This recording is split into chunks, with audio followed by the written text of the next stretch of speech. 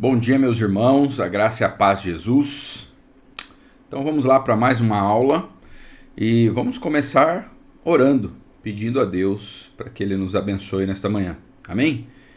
Então, feche seus olhos, vamos agradecer ao nosso Deus. Pai, nós te louvamos por esta manhã maravilhosa, por toda a provisão do Senhor, pelo cuidado do Senhor. Te louvamos, ó Deus, porque o Senhor tem nos sustentado até aqui. E tem nos sustentado de várias formas, Pai.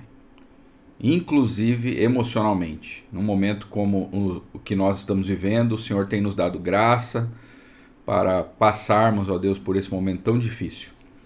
E pedimos que o Senhor continue conosco, Pai, nos ajudando, nos livrando, nos perdoando os nossos pecados e abençoando, Pai, esta aula, este domingo. Que seja um dia vivido para a glória do Senhor, que nós possamos crescer, Pai. Nos dá um espírito de atenção agora, ó Deus, para que nós não nos dispersemos, ó Deus, para que nós prestemos atenção no que vamos estudar nesta manhã. Em nome de Jesus, amém. Irmão e irmã, é importante que você participe, o chat vai estar aberto, tá? Então, participe aí. Essa aula ela foi gravada, mas o chat ele é ao vivo. Então eu vou estar junto com vocês aí no chat, tá? Qualquer dúvida é para colocar no chat. Bom, nós vamos começar com uma pergunta, como a gente sempre faz. E a pergunta é: por qual método ou meio o discípulo é formado? Então nós estamos estudando sobre discípulo, discipulado. Por qual método ou meio o discípulo é formado? Tá? Que método a gente deve usar para discipular alguém, para formar um discípulo? Qual método ou meio a gente deve usar? Então coloque aí, eu vou dar um tempinho para que vocês respondam, tá? Vamos lá, hein? Vamos participar. É muito importante. Por qual método ou meio o discípulo é formado?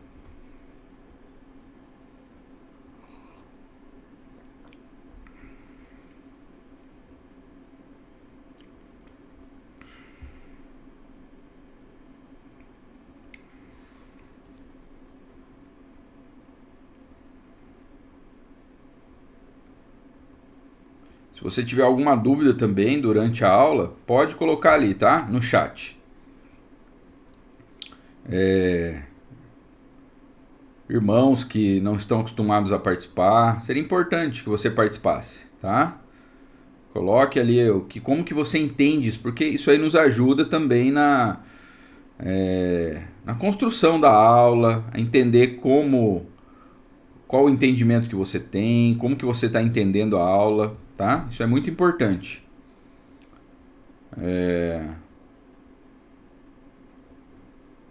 Então, por qual método ou meio o discípulo é formado? Isso aí. Vamos lá. Quero ouvir a opinião aí dos irmãos, como que os irmãos entendem. Quando você vai formar um discípulo, que método nós devemos usar para formar um discípulo? Tá? Qual meio? Quais recursos? Ó, tô dando uma dica, hein? Como que a gente faz para formar um discípulo? Que método a gente deve usar para formar um discípulo? Então imagine aí que você vai começar a discipular alguém. Que método você deveria usar para discipular essa pessoa?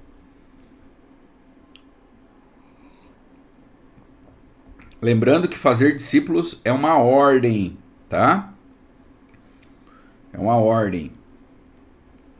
Vou dar mais um tempinho para vocês. Por qual método ou meio o discípulo é formado? Então pense aí. Você vai começar a discipular uma pessoa. Que método você usaria para discipular essa pessoa? Um amigo seu pediu. Ele não é crente, ele não é cristão, ele não é convertido e ele quer ser discipulado. Que método você usaria para discipular ele? Quais meios você usaria? Quais recursos? Tá? Então é isso, pessoal. Continuem aí colocando as opiniões, tá? Depois a gente vai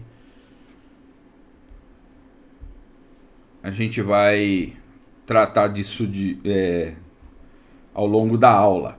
Então vamos lá. Vamos começar. As últimas palavras de Cristo antes da ascensão. Então o que é a ascensão? Para quem não sabe, é o momento que Jesus volta para a sua glória, que ele volta para o Pai, que ele volta para o seu trono. Então a ascensão é a sua subida. É quando ele volta, depois da ressurreição. Jesus foi morto, ressuscitou no domingo pela manhã e depois ele ficou um tempo ali com os discípulos e depois ele volta para a glória. Então é a ascensão. Então no dia em que ele foi subir para o céu, ele estava no monte junto com seus discípulos e dando as suas últimas orientações.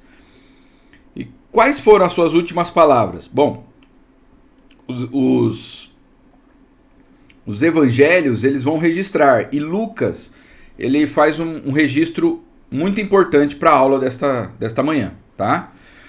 Para a aula de hoje. Lucas ele vai fazer um registro muito importante para a nossa aula. Lucas 24, do 45 ao 48. Olha o que Jesus disse para os seus discípulos.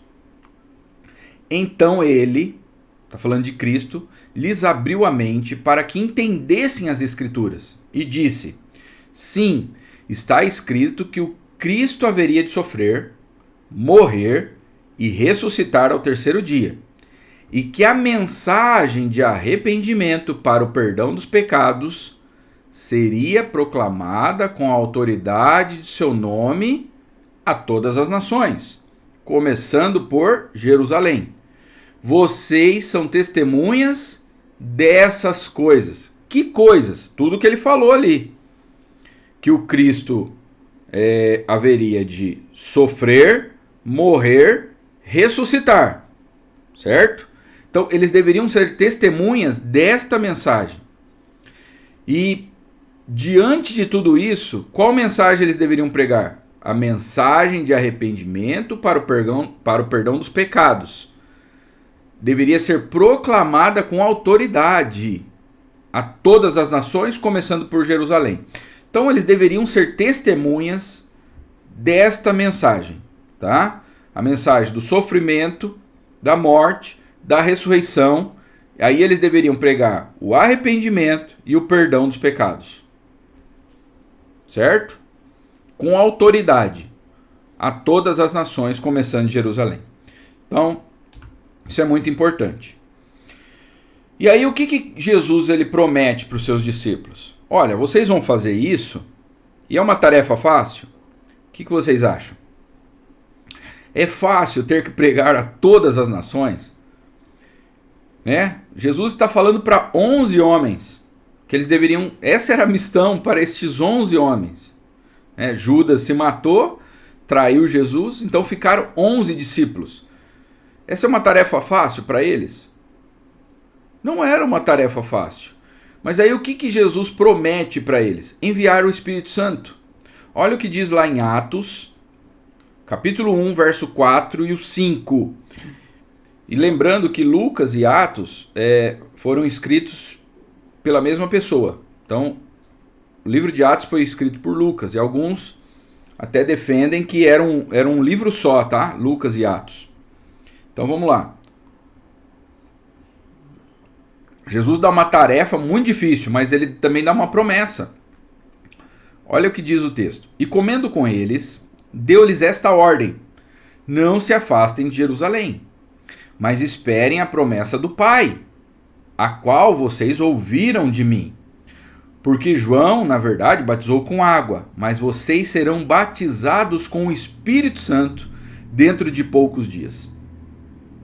Então, Jesus diz: olha, vocês têm uma mensagem, não é uma mensagem fácil, a tarefa de vocês é pregar a todas as nações, começando por Jerusalém, mas eu vou enviar o Espírito Santo, tá? E aí o que acontece? Cristo promete enviar o Espírito Santo.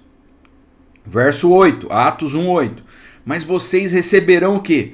Poder. A palavra poder aqui no grego é dínamos. O que lembra isso? Dínamos, dinamite, certo? A palavra dinamite ela vai ter a origem nessa palavra aí, dínamos. Então vocês receberão poder, uma dinamite, ao descer sobre vocês o Espírito Santo. E serão o quê? Minhas testemunhas. Não era isso que Jesus tinha ordenado para eles? Lá em Lucas, no primeiro versículo que nós lemos, que eles deveriam ser testemunhas. Só que para isso eles receberiam o poder do Espírito Santo. Então vocês serão minhas testemunhas, tanto em Jerusalém, como em toda a Judéia, Samaria e até os confins da terra. Então, e o que aconteceu então?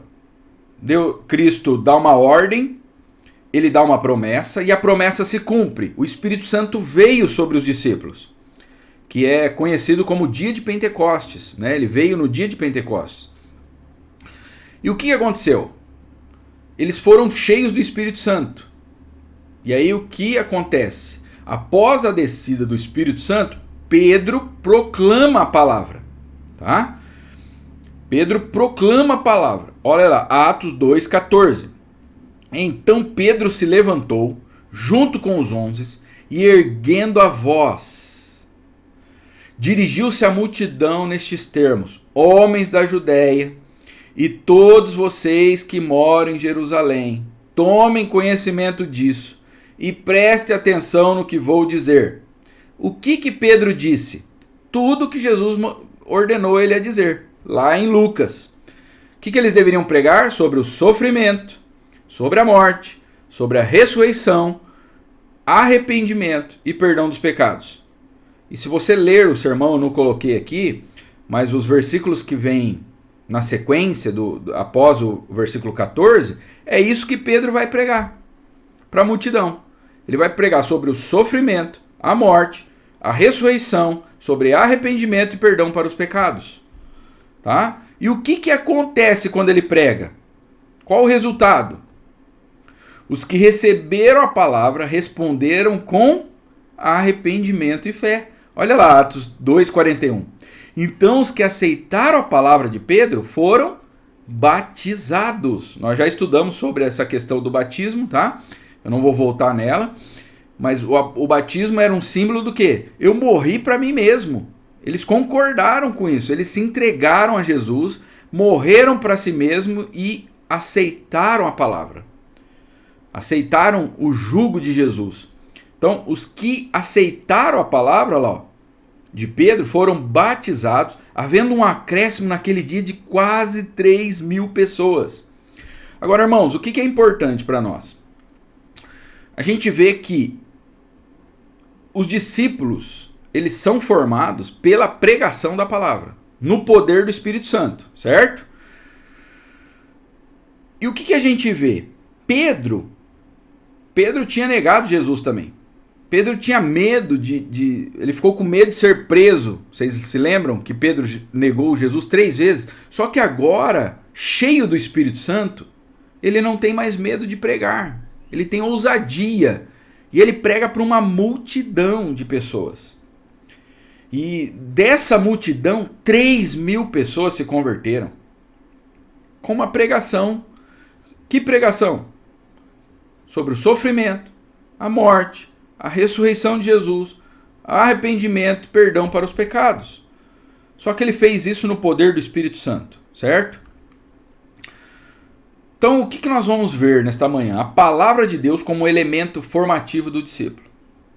Então, em todo o livro de Atos, a palavra do Evangelho é proclamada por e através dos discípulos de Jesus, em obediência à sua comissão. Jesus não mandou eles pregarem? Pregarem o quê? A palavra sobre o sofrimento, a sua morte, sua ressurreição. Jesus não falou para eles fazerem isso, pregarem o arrependimento, perdão para os pecados. Jesus deu esta ordem, que eles pregassem a palavra. E o que vai acontecer? Nós já vimos ali, começa com Pedro fazendo isso. Mas em todo o livro de Atos, nós vamos ver os discípulos de Jesus fazendo isso. Tá? A palavra de Deus como elemento formativo do discípulo. É ela que forma o discípulo. Nós vemos também várias referências à palavra de Deus tendo vitalidade e poder próprios. O que isso quer dizer? Parece, não só parece, mas a palavra de Deus ela é viva, ela tem uma vitalidade, ela tem poderes próprios dela. Nós vamos ver isso, a palavra de Deus, ela se espalhando, né? E de várias formas. Então vamos lá. Referências à palavra de Deus tendo vitalidade e poder próprios. Olha esses dois versículos. Atos 6, versículo 7. A palavra de Deus crescia. Não parece algo vivo? Não é essa a ideia que Lucas quer nos dar? E é isso que é a palavra de Deus. A palavra de Deus crescia em Jerusalém o número dos discípulos aumentavam. Vejam que existe uma relação entre a palavra e discípulo. A palavra pregada e os discípulos vão sendo formados. Certo? Também um grande grupo de sacerdotes obedeciam à fé. Interessante isso, né? Um grande número de sacerdotes, até os religiosos, a alta cúpula dos religiosos estavam se convertendo. Agora olha Atos 12, 24. Entretanto, a palavra de Deus crescia e se multiplicava. Atos 13, 49. A palavra do Senhor se espalhou por toda aquela região. A palavra se espalhou. Vejam que a palavra de Deus tem vitalidade, tem poder. Ela se espalha, ela cresce, ela forma. Atos 19, 20. Assim a palavra do Senhor crescia e prevalecia poderosamente. Certo? Agora, o que a gente vai perceber? Por trás de toda a proclamação da palavra, existe a obra e o poder do Espírito Santo. Atos 4, 31. Tendo eles orado, tremeu o lugar onde estavam reunidos, todos ficaram cheios do Espírito Santo e com ousadia anunciavam a palavra de Deus.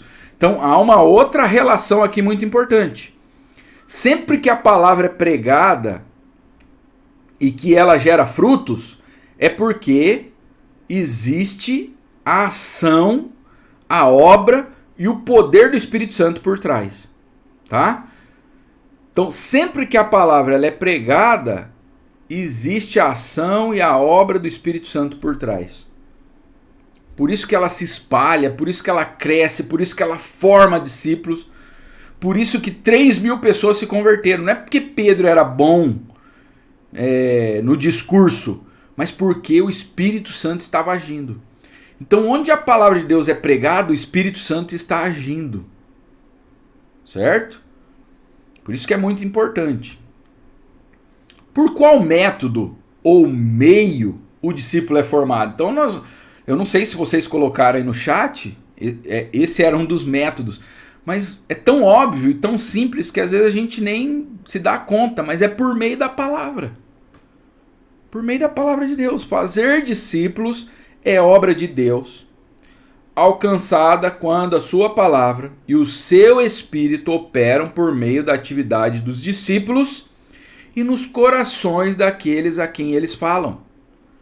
Então é obra de Deus, alcançada quando a sua palavra e o seu espírito operam por meio da atividade dos discípulos e nos corações daqueles a quem eles falam, tá? Então nós já respondemos a primeira pergunta. Bom, isso só acontece ali em Atos? Não. Nós vamos ver em todas as cartas, e aí você pode fazer um exercício depois aí na sua casa, pegar uma carta e tentar encontrar esses elementos. A palavra de Deus sendo proclamada no poder do Espírito Santo e discípulos sendo formados. Todas as cartas nós vamos ver isso, essa metodologia presente na formação dos discípulos. Todas. E eu vou dar um exemplo só para vocês. Tessalônica. A igreja em Tessalônica. Olha lá. Os tessalonicenses receberam o quê? A palavra que foi pregada no poder do Espírito Santo. Então, essa metodologia está presente em todas as cartas.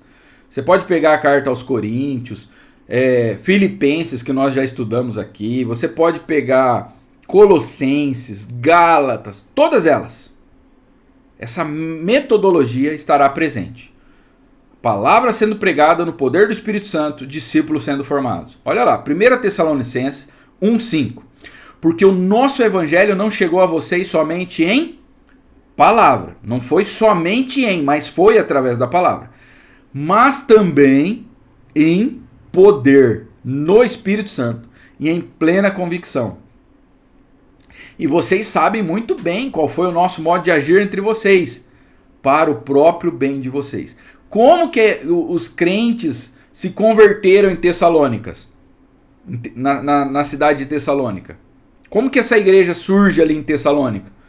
Uma pregação não somente em palavras, mas por meio da palavra. Mas a palavra pregada como? No poder do Espírito Santo. Tá? E o que acontece? Olha lá. 1 Tessalonicenses 2,13. Outro texto para reforçar aqui para nós. Temos mais uma razão para incessantemente dar graças a Deus. É que ao receberem o quê? A palavra que de nós ouviram, que é de Deus, vocês a acolheram não como palavra humana, e sim como em verdade é a palavra de Deus, a qual está atuando eficazmente em vocês, os que creem. Os tessalonicenses receberam a palavra, e não como uma palavra qualquer, mas uma palavra sobrenatural, a palavra de Deus. E essa palavra, ela é viva, ela está atuando neles. Atuando de que forma? Eficazmente. Então olha o método, gente, para formar um discípulo. É por meio da pregação da palavra. Tem uma frase, alguns atribuem Francisco de Assis, pregue, se possível use palavras. É uma heresia esse texto. Não tem como pregar sem usar a palavra. Tá? A palavra deve ser anunciada. Ela deve ser pregada. O evangelho, ele não é uma ação, ele é uma proclamação. A palavra evangelho, o que é? Uma boa notícia. Então a pessoa tem que ouvir para ela ter uma resposta ao evangelho. A fé vem pelo quê? Pelo ver? Não, pelo ouvir. Ela tem que ouvir a proclamação. E o que Jesus mandou pregar? A palavra de Deus, todo o conselho de Deus. Que Jesus Cristo haveria de sofrer, morrer, ressuscitar ao terceiro dia. E o perdão e o arrependimento deveriam ser pregados. Não foi isso que ele falou, as suas últimas palavras para os seus discípulos? Então, os tessalonicenses respondem à palavra com arrependimento e fé. Por quê? Ela foi pregada no poder do Espírito Santo. Qual que é o resultado? 1 Tessalonicenses 1, 9 e 10. Pois as pessoas têm comentado sobre como vocês nos acolheram e como deixaram os ídolos. Ó arrependimento. A fim de servirem ao Deus vivo e verdadeiro. Também comentam como vocês esperam do céu a vinda de Jesus, o Filho de Deus, a quem ele ressuscitou dos mortos e que nos livrará da ira que está para vir. Certo? Agora, não é fácil pregar a palavra de Deus. Nós vamos enfrentar lutas, oposição, nós vamos enfrentar o império das trevas contra nós. E foi isso que aconteceu. Não foi fácil para os discípulos anunciarem a palavra aos tessalonicenses. O apóstolo Paulo, se você for ler a história ali, ele teve que ir embora, ele teve que fugir de Tessalônica, porque queriam matá-lo ali. Então olha o que diz, 1 Tessalonicenses 2:2. Sabem como fomos maltratados e quanto sofremos em Filipos.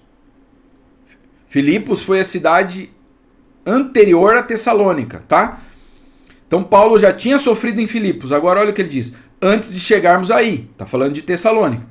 E no entanto, com confiança em nosso Deus, anunciamos a vocês as boas novas de Deus, apesar de grande oposição. Então, o que nós também temos que considerar aqui na pregação, na formação dos discípulos? Não será uma tarefa fácil. Nós vamos ter oposição, tá? Olha lá, 1 Tessalonicenses 1,6. De fato, vocês se tornaram nossos imitadores e do Senhor. Não é isso que o discípulo faz? Imitar? Apesar de muito sofrimento. Receberam a palavra com alegria que vem do Espírito Santo. Receberam a palavra, mas o que existia ali? No momento em que eles estavam recebendo a palavra? Existia muito, não é pouco, muito sofrimento. Mas, paralelamente a esse sofrimento, havia também alegria. Não será fácil pregar o evangelho, tá? Formar discípulos. Olha outro texto. 1 Tessalonicenses 2,14. E então, irmãos, vocês foram perseguidos por seus próprios compatriotas. Eles foram perseguidos. Quando as pessoas começaram a se converter ali em Tessalônica, eles passaram a ser perseguidos. Tem gente que está vendo as perseguições acontecendo hoje e me pergunta assim, pastor, será que nós estamos vivendo o fim dos tempos? Eu já falei sobre isso. O fim dos tempos começou quando Jesus pisou nessa terra pela primeira vez. Tá? Com o nascimento de Jesus começou o fim dos tempos. Então nós já estamos no fim dos tempos há muito tempo. Nós já estamos no fim dos tempos há muito tempo. Tá? Então, perseguição não é de hoje. A gente viu aí essa semana algumas reportagens de perseguição de alguns irmãos nossos lá na China. Isso aí sempre existiu, irmãos. E não pensem que no nosso país será diferente. Tá? Pregar o evangelho é ser perseguido. Agora, os novos discípulos de Tessalônicas foram amados e cuidados. Então, olha, pregação, o que a gente vê ali? Pregação no poder do Espírito Santo, conversão, eles abandonaram os ídolos, certo? Abandonaram os ídolos, mudaram de vida radicalmente. Eles foram perseguidos, mas eles também são amados e cuidados. Então o discípulo é como uma planta, ele tem que ser regado, ele tem que ser cuidado. 1 Tessalonicenses 2,7. Embora, como apóstolos de Cristo, pudéssemos ter sido um peso, tornamos-nos bondosos entre vocês como uma mãe que cuida dos próprios filhos. Então não é só pregar a palavra para o discípulo. A palavra ela é poderosa na formação ali do discípulo, mas é cuidar deste discípulo. Tá? Nós temos que cuidar do discípulo como uma mãe. Então, quem é mãe aí vai se identificar, vai ter uma noção muito maior do que eu estou falando aqui, do que esse texto está dizendo, né?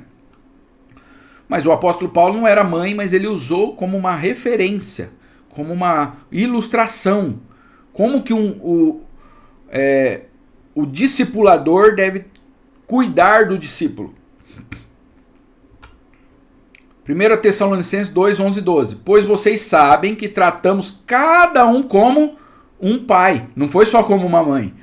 Como um pai trata os seus filhos, exortando, consolando e dando testemunho para que vocês vivam de maneira digna de Deus, que os chamou para o seu reino e glória.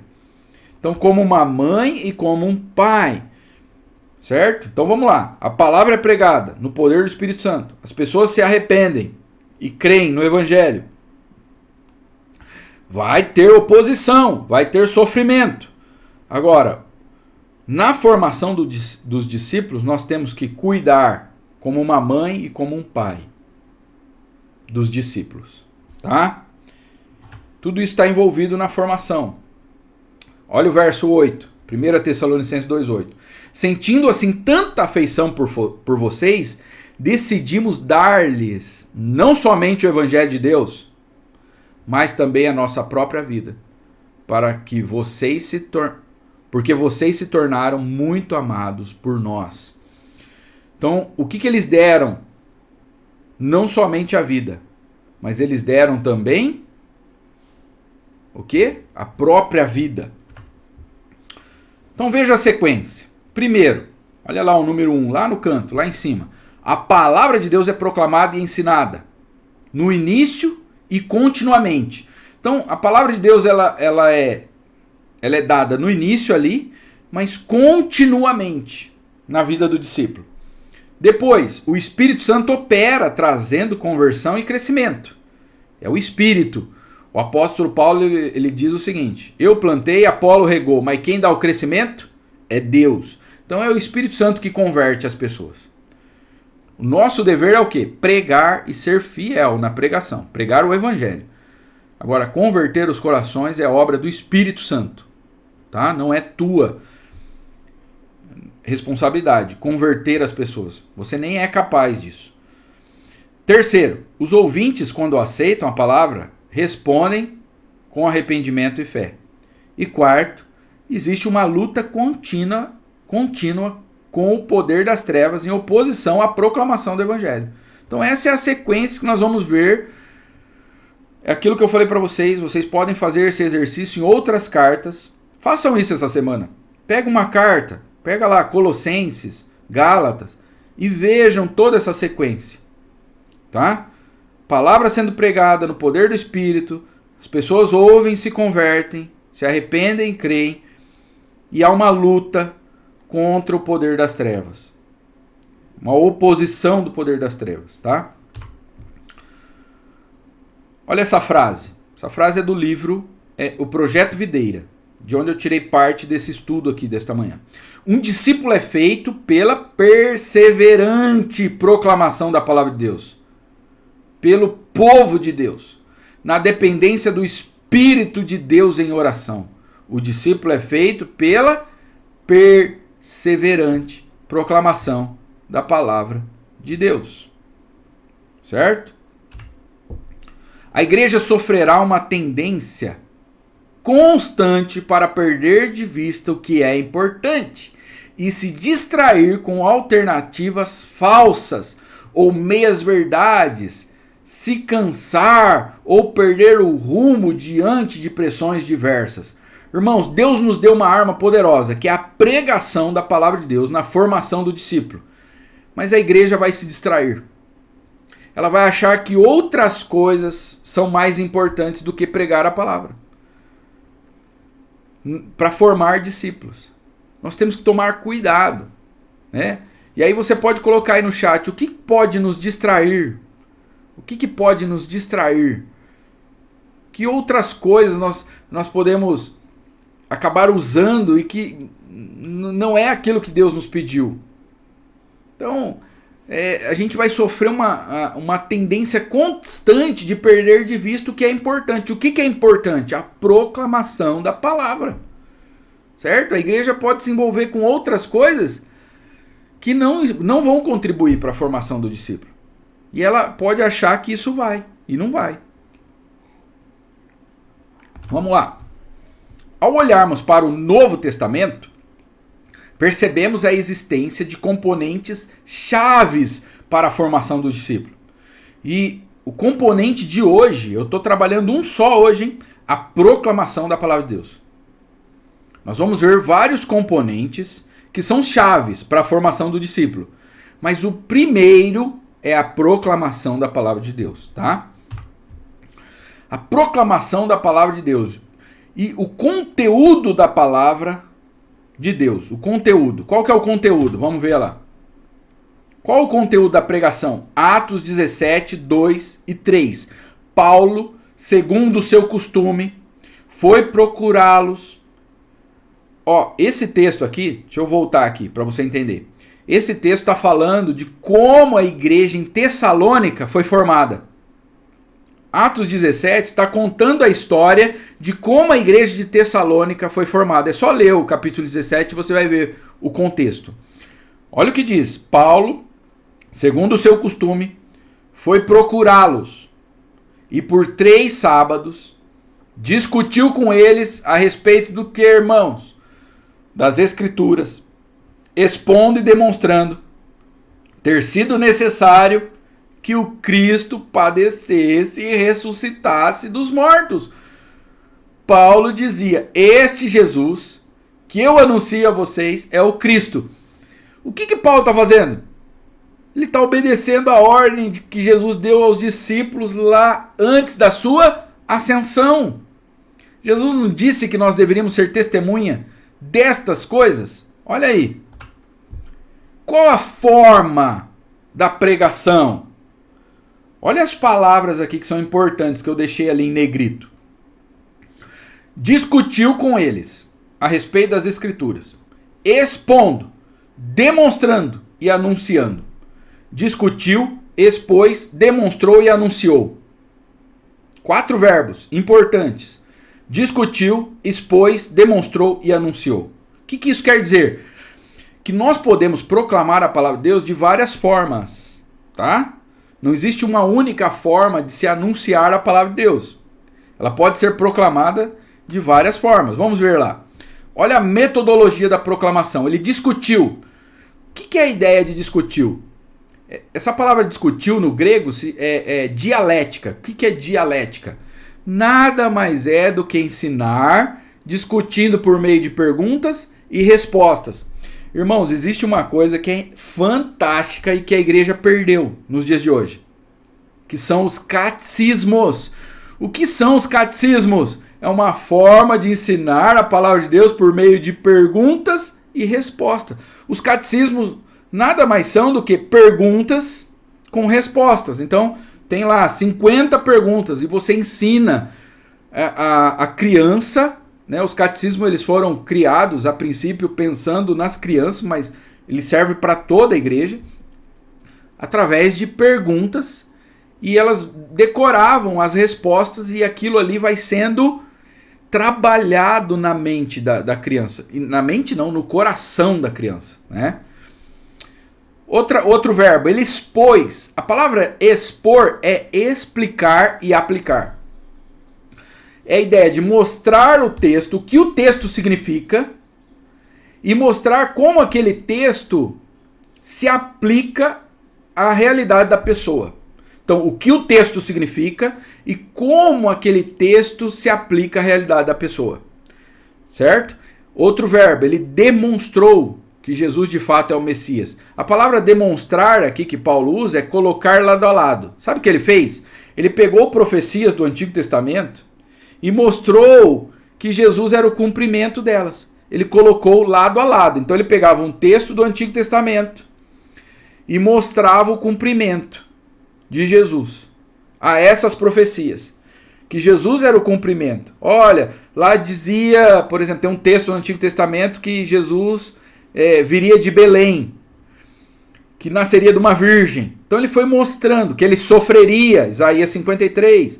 Então ele foi mostrando, tá? Colocando lado a lado as profecias com o seu cumprimento. Ele anunciou, ele contou a história de Jesus de Nazaré. Então essa é a metodologia, através de perguntas e respostas, expôs, demonstrar e anunciar. Se cremos que a palavra da Bíblia é o poderoso discurso de Deus, então, em muitos aspectos, o que queremos ver florescer na cultura de nossa igreja é o maior número possível de situações em que a Bíblia seja falada, lida, estudada, pregada, explicada, ensinada, discutida, memorizada, orada e meditada. Olha quantas formas aqui, irmãos, nós podemos usar, quantos métodos nós podemos usar para anunciar a palavra de Deus. Através de um estudo bíblico, através da pregação ali no domingo, explicar, ensinar, discutir, memorizar. A palavra de Deus pode ser orada, você pegar um salmo e orar aquele salmo. Meditar. Por qual método ou meio o discípulo é formado? O discípulo é formado por meio da proclamação da palavra de Deus no poder do Espírito Santo, tá? Existem muitas maneiras e modos pelos quais a palavra bíblica pode ser exposta através de uma carta. Você pode mandar uma carta, não é isso que Paulo fez? Nós temos várias cartas no Novo Testamento e a palavra de Deus estava sendo anunciada através de cartas. Numa casa, numa visita, numa reunião dentro de uma casa. Eu coloquei uma casa ali do lado da carta. Pode ser no templo, na igreja, pode ser no mercado.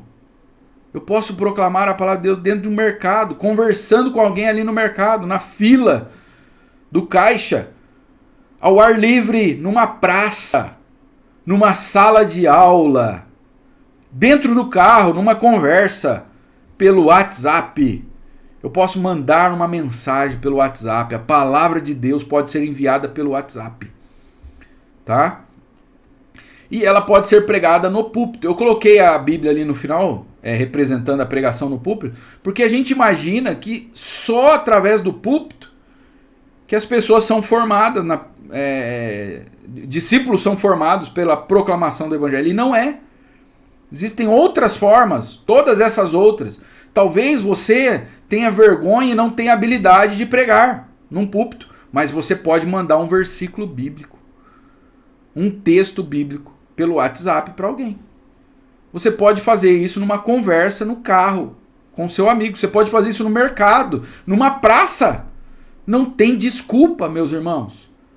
E se você ler, se você ver, várias conversões aconteceram de forma muito simples.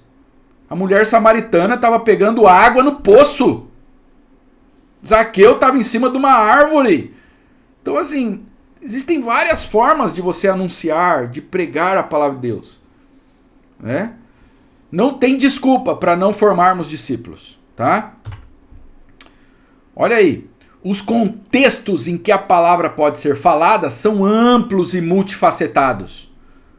Um sintoma de uma cultura congregacional fraca em fazer discípulos é que existem poucos contextos ou instâncias além do sermão dominical, em que a palavra da Bíblia é regularmente falada.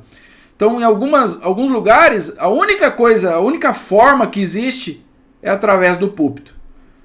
E se a única forma de formar discípulos for através do púlpito, isso caracteriza uma igreja fraca, uma igreja doente até, tá?